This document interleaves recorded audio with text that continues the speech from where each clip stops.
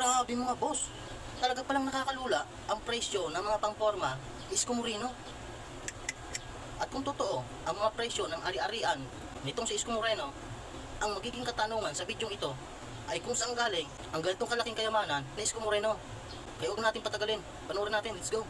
Ang pormahan po ng inyong yorme. Louis Vuitton jacket, 300,000 pesos. Louis Vuitton sneakers, 100,000 pesos.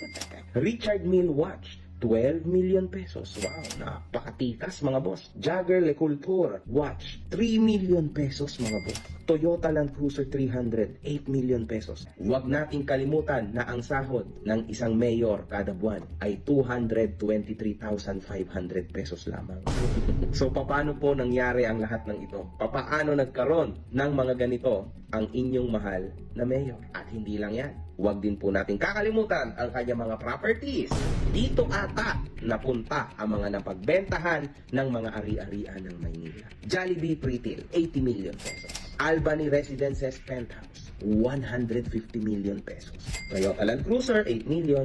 UGBO, Presto BGC, 50 million. Dalawang Ayala Alabang Mansions, 300 million each. Alpha Land Baguio Rest House, 200 million mga boss. Net worth ni Isko sa kanyang salin, 70 million pesos lang. Oh, sa tingin mo boss, ano kayong palagay niyo?